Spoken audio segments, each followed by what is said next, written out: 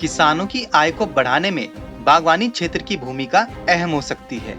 इसकी संभावनाओं को ध्यान में रखते हुए भारत सरकार ने वर्ष 2021-22 में बागवानी क्षेत्र के विकास के लिए 2250 करोड़ रुपए आवंटित किए हैं। देश भर में बागवानी क्षेत्र के समग्र विकास और इसे बढ़ावा देने के लिए केंद्रीय कृषि एवं किसान कल्याण मंत्रालय ने वर्ष 2021-22 में क्षेत्र को पहले से अधिक 2250 करोड़ रुपए आवंटित किए हैं। ये आवंटन केंद्र सरकार द्वारा समर्थित mission for integrated development of horticulture यानी कि MIDH योजना के अंतर्गत किया गया है। फल, सब्जियां, जड़ और कंद फसलों, मशरूम, मसाले, फूल, सुगंधित पौधे, नारियल, काजू आदि को कवर करने वाले बागवानी क्षेत्र में मौजूद संभावनाओं को साकार करने के लिए कृषि मंत्रालय ने MIDH की शुरुआत की है। इस क्षेत्र का आवंटन पिछले वर्ष की तुलना में काफी अधिक है। वार्षिक कार्य योजना बनाने के लिए राज्यों, केंद्र शासित प्रदेशों तक इस आवंटन की जानकारी पहुंचा दी गई है। बागवानी क्षेत्र में सरकार के हस्तक्षेप के कारण आज देश में बागवानी क्षेत्र का उत्पादन कृषि उत्पादन से आगे निकल गया है।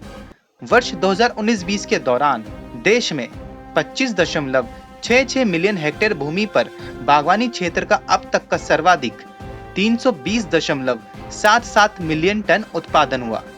वर्ष 2020-21 के पहले अग्रिम अनुमान के अनुसार देश में 27.17 लाख हेक्टेयर भूमि पर बागवानी क्षेत्र का कुल उत्पादन 326.58 लाख मैट्रिक टन रहने का अनुमान है। MIDH ने बागवानी फसलों की पैदावार करने वाले क्षेत्र को बढ़ाने में महत्वपूर्ण भूमिका निभाई है। वर्ष 2014-15 से लेकर वर्ष 2019-20 तक बागवानी फसलों का क्षेत्रफल 9% और उत्पादन 14% तक बढ़ा है। इसके अलावा इस मिशन ने खेतों में इस्तेमाल की जाने वाली सर्वोत्तम प्रणालियों को बढ़ावा दिया है, जिसने खेत की उत्पादकता और उत्पादन की गुणवत्ता में काफी सुधार किया है।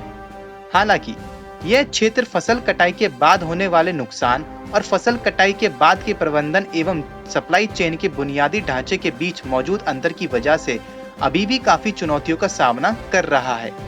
भारतीय बागवानी क्षेत्र में उत्पादकता को बढ़ाने की संभावनाएं काफी ज्यादा हैं, जो वर्ष 2050 तक देश के 650 मिलियन मैट्रिक टन फलों और सब्जियों की अनुमानित मांग को पूरा करने के लिए जरूरी है।